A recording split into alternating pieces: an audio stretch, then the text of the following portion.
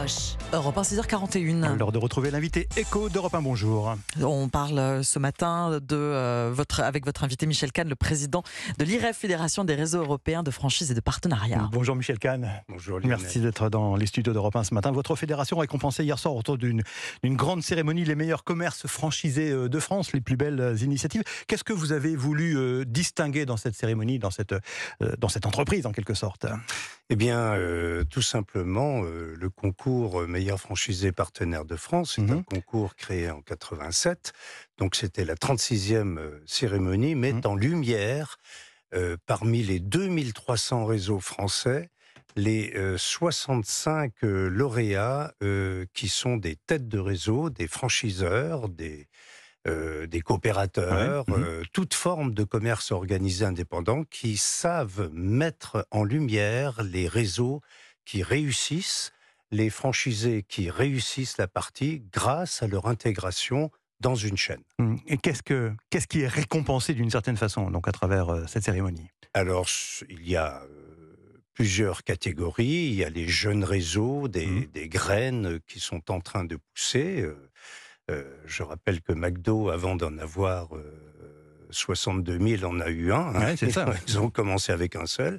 Et ce sont des réseaux qui sont récompensés sur des performances économiques, sur des performances marketing et managériales. Innovation également ? L'innovation, la créativité, bien sûr, car on s'inscrit dans une compétitivité qui est très forte parmi tous les secteurs d'activité, et les réseaux qui arrivent à fidéliser leurs clients, à avoir des valeurs qu'ils développent au sein de leur réseau. La franchise, c'est un exemple du dynamisme du commerce français, malgré la situation économique que l'on a connue, notamment post-Covid, malgré les problèmes d'inflation. Absolument, oui. Les réseaux de franchise et de partenariat sont des réseaux qui résistent beaucoup mieux aux difficultés, aux crises économiques, tout simplement parce que il y a des économies d'échelle importantes qui sont faites, des achats en commun, ça coûte moins cher, des organisations collectives, c'est-à-dire la force de communication au niveau de chaque unité du réseau entier, la promotion des enseignes.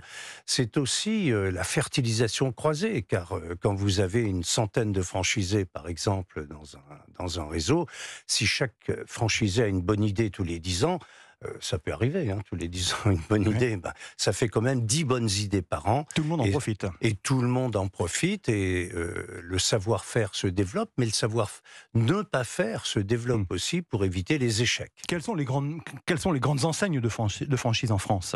Alors, sont celles, par exemple, qui ont été récompensées hier soir. Je ne veux pas les citer toutes, mais des grandes enseignes comme Alain Flelou, comme Guy Hockey, comme Mobilier de France. Des enseignes en fait que les Français, comment dirais-je, connaissent dans leur quotidien de consommateurs. Absolument. Parce qu'on n'a peut-être pas conscience justement par rapport même au commerce que l'on a dans son quartier, que ça fait partie d'une franchise et d'une organisation plus globale, plus générale. Oui, c'est ça. Quand vous regardez de près les centres-villes, les rues piétonnes, les zones commerciales, les centres commerciaux, vous voyez des enseignes nationales, ce sont pour la plupart des enseignes en réseau. Est-ce que certains peuvent parfois vous reprocher, Michel Kahn, justement, pour certains centres-villes, de villes moyennes, des réseaux, des commerces de franchise qui prennent la place parfois des commerces traditionnels indépendants ? Oui, ça fait 50 ans qu'on nous reproche ça, mais il y a des nouveaux systèmes. En toute sympathie, ce reproche. Non, il y a des systèmes qui sont des systèmes horizontaux, par exemple comme la forme de partenariat, qui est l'une des formes de commerce organisé indépendant, sûrement celle qui est en train de pousser le plus, qui a la possibilité à la fois de bénéficier des standards, des grands standards le plus grand dénominateur commun, mais aussi d'épouser le relief de la localité et de mettre en place des offres tout à fait locales et d'avoir une proximité plus grande avec les consommateurs. Un franchisé peut donc être aussi un commerçant, comment dirais-je, proche du terrain, quoi, tout simplement. Enfin voilà, et c'est peut-être même ça aussi qui fait sa valeur. Ben, il est proche du terrain. Qu'est-ce que vous pouvez donner comme conseil à un jeune entrepreneur qui voudrait se lancer dans la franchise ? Eh bien, de consulter l'IREF, c'est un bon moyen déjà. Non, mais voilà, quelles sont les erreurs à ne pas commettre, par exemple? C'est de l'entrepreneuriat. Et la personne qui veut vraiment, qui a l'enthousiasme d'entreprendre, c'est quelqu'un qui doit être convaincu. Et pour entreprendre, vous avez 3 solutions. Vous pouvez créer votre entreprise tout seul. Personne ne vous empêche de faire cela. Vous pouvez racheter une entreprise, mais vous pouvez aussi intégrer un réseau. C'est sûrement le plus grand réducteur de risques pour entreprendre. Car un réseau qui a par exemple 51 unités, pourquoi voulez-vous que la 52e se plante ? Mais donc il y a un accompagnement, j'imagine que dans les différents réseaux, il y a des accompagnements et qui permettent justement à l'entrepreneur d'être soutenu d'une certaine façon et de ne pas d'avoir un projet qui, entre guillemets, pardonnez-moi l'expression, tient la route, quoi, tout simplement. Absolument, parce que la franchise permet d'avoir une enseigne connue, ensuite une formation pour faire un véritable professionnel du concept. Ce sont des concepts qui se réitèrent, qui se reproduisent. Ensuite, il y a de la formation permanente, il y a des organisations de soutien et d'assistance technique sur le plan de la communication digitale, des achats.